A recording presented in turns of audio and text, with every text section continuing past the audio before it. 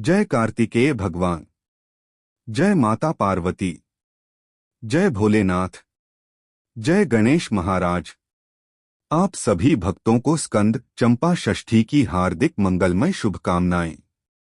स्वागत है आप सभी का आपके अपने भक्ति ज्ञान चैनल पर, जहां हर कथा, हर मंत्र और हर भक्ति का अनुभव आपके जीवन को बना देता है दिव्य, मंगलमय और सुखद। आज हम सुनेंगे उस पावन दिन की कथा, मार्गशीर्ष मास की शुक्ल षष्ठी, जिस दिन भक्तगण पूजन करते हैं भगवान कार्तिकेय, माता पार्वती, भगवान शिव और गणेश जी का। तो चलिए अपने मन को शुद्ध करिए और शुरू करते हैं इस दिव्य कथा का श्रवण।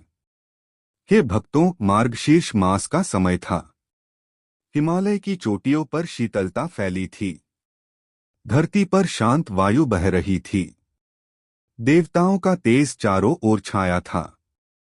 इसी पवित्र काल में आता है स्कंद चंपा छठी, वह दिवस जो कार्तिकेय भगवान की वीरता और माता पार्वती द्वारा निर्मित चंपा पुष्प दोनों का दिव्य संगम है। यह कथा इतनी दिव्य है कि इसे सुनने मात्र से घर में मंगल, संतोष, समृद्धि और शक्ति का वास हो जाता है। भक्तों, अब मन को शांत करें और चलें सृष्टि के उस काल में जब संसार पर एक महान संकट छाया हुआ था। तारकासुर का आतंक, धरती और स्वर्ग में अंधकार। तारकासुर नामक दैत्य ने भयंकर तप करके ब्रह्मा जी को प्रसन्न किया। उसने वरदान मांगा, मेरा वध केवल शिव के पुत्र के द्वारा हो। ब्रह्मा जी वरदान देकर सोच में पड़ गए। शिव तो योगी हैं, उनका पुत्र होगा कैसे? इसी वरदान के बल पर तारकासुर ने तीनों लोकों पर अत्याचार शुरू कर दिए। धरती कांपने लगी। स्वर्ग की दिशा मंद पड़ गई। ऋषियों के यज्ञ विध्वंस होने लगे। देवता शरण ढूंढते फिरने लगे। अंततः सभी देवता ब्रह्मा विष्णु महेश के पास पहुंचे। विष्णु भगवान बोले, देवताओं, धैर्य रखो। अब वह समय आ गया है जब शिव पार्वती के तेज से उत्पन्न होने वाला देवासुर विनाशक अवतार जन्म लेगा। माता पार्वती की तपस्या, शिव पार्वती का दिव्य मिलन। माता पार्वती शिव के ध्यानस्थ रूप से अत्यंत प्रभावित थीं। उन्होंने वर्षों तक कठोर तप किया। एक समय ऐसा आया कि उनका शरीर क्षीण हो गया, पर तप की लौ कभी न बुझी। अंततः शिव जी ने पार्वती की तपस्या स्वीकार की। दोनों का दिव्य मिलन हुआ। उनके मिलन से निकलने वाला प्रकाश साधारण नहीं था। वह अनंत सूर्य, अग्नि और चंद्रमा के तेज का संगम था। यह तेज इतना विशाल था कि अग्निदेव तक संभाल न सके। अग्नि ने उसे गंगा को सौंपा। गंगा ने 6 कृतिका देवियों को दिया। कार्तिकेय जन्म, षडानन का प्रकट होना। 6 देवियों के पोषण से उस तेज ने रूप लिया एक दिव्य बालक का। उस बालक के 6 मुख थे, 6 दृष्टियां थीं। अद्भुत तेज, अपार शक्ति और अपार करुणा थी। उसका नाम हुआ कार्तिकेय, स्कंद, कुमार, षडानन, गुहा, देवसेनाधिपति। शिव पार्वती ने उसे देखकर कहा, यह पुत्र तो देवताओं का सेनापति बनेगा। बाल कार्तिकेय का प्रशिक्षण, शक्ति का जागरण। शिव जी ने उन्हें शस्त्र विद्या दी। वरुणदेव ने रक्षा का वर दिया। अग्निदेव ने तेज प्रदान किया। कृतिका देवियों ने मातृत्व का आशीर्वाद दिया। छोटे से आयु में कार्तिकेय धनुष चलाने में निपुण, तलवार में अद्वितीय, युद्ध रणनीति में पारंगत, सत्य, धर्म और साहस के प्रतीक। देवताओं ने देखा, यही हैं हमारे उद्धारकर्ता। स्कंद, तारकासुर का महायुद्ध। युद्ध का समय आया। तारकासुर अपनी विशाल सेना के साथ उतरा। धरती हिल गई। आकाश लाल हो गया। कार्तिकेय मोर पर सवार हुए। हाथ में दिव्य शक्ति भाला, वक्ष पर प्रभा, नेत्रों में ज्वाला। तारकासुर हंसा। तू लड़के मुझसे युद्ध करेगा? कार्तिकेय बोले, अधर्म का अंत निश्चित है। युद्ध अत्यंत भीषण हुआ। अंत में कार्तिकेय ने शक्ति के एक ही प्रहार से तारकासुर का वध कर दिया।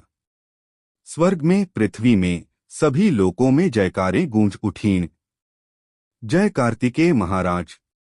स्कंद छठी की स्थापना, देवताओं का उत्सव। देवताओं ने इस दिन को पर्व के रूप में मनाना शुरू किया। शिव जी ने कहा, जो भी इस तिथि पर व्रत करेगा उसे साहस मिलेगा। पार्वती ने कहा, संतान सुख और सौभाग्य बढ़ेगा। कार्तिकेय बोले, भय, रोग और संकट दूर होंगे। और इसी प्रकार स्कंद छठी का प्रचलन हुआ। चंपा छठी की लीला, माता पार्वती का संकल्प। एक दिन माता पार्वती कैलाश पर्वत पर बैठी ध्यान कर रही थीं। संसार को निहारते हुए उनके मन में प्रश्न उठा, इतने फूल हैं, पर क्यों न एक ऐसा फूल हो जो मन को शुद्ध करे, संसार को सुगंध से भर दे और जिसकी पूजा करने से कार्तिकेय तुरंत प्रसन्न हो। शिव जी मुस्कुराए, देवी, आपका संकल्प ब्रह्मांड को एक नया पुष्प देगा। कार्तिकेय भी पास आए, मां, आपका संकल्प मेरा तेज और आपकी शक्ति मिलकर पूरा करेगा। चंपा सृष्टि, दिव्य पुष्प का अवतरण। माता पार्वती ने अपनी करुणा का तेज दिया, शिव ने अपनी योग शक्ति दी, कार्तिकेय ने अपनी वीरता और तेज का अंश प्रदान किया। ध्यान के मध्य से एक दिव्य प्रकाश फैलने लगा। कैलाश की घाटियां सुगंध से भरने लगीं। और वही प्रकट हुआ, चंपा पुष्प। यह फूल साधारण नहीं था। यह पार्वती की करुणा, शिव की शक्ति और कार्तिकेय की वीरता का संगम था। पुष्प की सुगंध ऐसी थी कि देवता मंत्रमुग्ध हो गए। माता पार्वती ने कहा, जो भक्त इस फूल से पूजन करेगा उसके घर से दुर्भाग्य दूर होकर सौभाग्य प्रवेश करेगा। कार्तिकेय बोले, जो स्त्री इस दिन व्रत रखेगी उसकी संतान का जीवन सुरक्षित रहेगा। इसी दिन को नाम मिला चंपा छठी। स्कंद चंपा छठी का फल व महिमा। दोनों छठियों का संगम अत्यंत पवित्र है। इस दिन संतान दुख दूर होते हैं, साहस बढ़ता है, घर में शांति आती है, रोग मिटते हैं, बाधाएं हटती हैं, सौभाग्य और शक्ति बढ़ती है। घर में चंपा का फूल रखने से वातावरण दिव्य हो जाता है। हे स्कंद भगवान, हे गौरी पुत्र, हे चंपा सृष्टि देने वाली माता, हमारे जीवन से संकट मिटाए, हमारे घरों में सुख, शांति और समृद्धि भरें। जय स्कंद देव, जय चंपा माता, जय कार्तिकेय भगवान। अगर आपको यह कथा पसंद आई हो तो कृपया वीडियो को लाइक करें और इसे अपने दोस्तों के साथ शेयर करना न भूलें।